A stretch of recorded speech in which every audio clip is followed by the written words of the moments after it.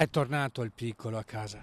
Sì, sì, il piccolo è tornato, sta bene, però è una gioia spezzata, perché comunque quando arriva a casa un piccolo tu hai tutti i preparativi, dal fiocco alle bomboniere nascita e tutto un po' si è spento, perché comunque il dolore è più grande della gioia in questo caso.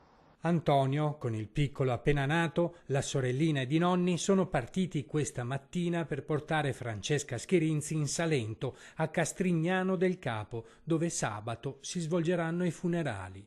Gioia e dolore. L'arrivo del bambino non è sufficiente a colmare la disperazione per la perdita della giovane madre che la primogenita cerca invano. La bimba cosa dice? È normale che il discorso poi legato alla mamma l'abbiamo fatto capire, però ancora deve metabolizzare, anche perché dobbiamo metabolizzare noi, figuriamoci la piccolina.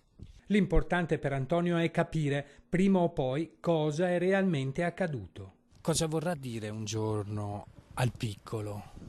Quello che gli vorrò dire è che lui sta qua perché lo voleva mamma e papà, punto.